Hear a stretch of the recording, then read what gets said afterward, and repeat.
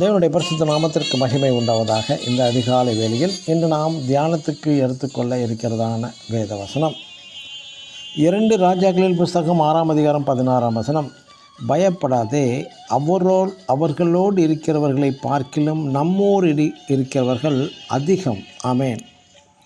இங்கு எலிசாவின் வேலைக்காரன் அதிகாலமே வெளியே புறப்பட்டு போகையில் சிரியாவின் லட்சக்கணக்கான இராணுவ வீரர்களும் குதிரைகள் ரதங்களின் சேனைகள் இஸ்ரேலை சூழ்ந்து வந்திருப்பதை கண்டு, ஆண்டவனே, இனி என்ன செய்யப் போகிறோம் என்று எலிசாவின் வேலைக்காரன் புலம்பிய போது எலிசா தன் வேலைக்காரனை திடப்படுத்தி, கர்த்தாவே, இவனது கண்களை திறந்தருளும் என்று வேண்டுகிறார்.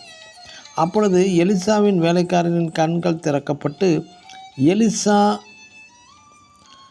எலிசாவை, அதாவது இவர்களை சுற்றிலும் அக்கினிமயமான ரதங்கள் அந்த மலையை சுற்றிலும் நிறைந்திருக்கிறதை கண்டான். இஸ்ரேலில் முதல் ராஜாவாகிய சவுல் எதிரியாகிய கோலியாத்தை கண்டு பயந்து நடுங்கி அச்சத்தில் உறைந்து போயிருக்கிறான். ஆனால் கோலியாத் தேவ எல்லையை மீறி வர முடியவே இல்லை.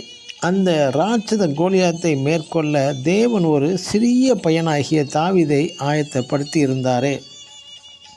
இது போன்ற பயமுறுத்தல், அச்சுறுத்தல் இவை யாவும் மனித வாழ்க்கையில் தினம் தினம் நடைபெற்று வருகிறது.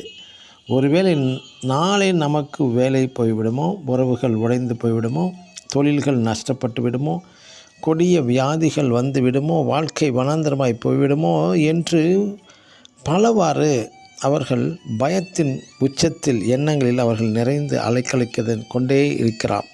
பயப்பட வேண்டாம்.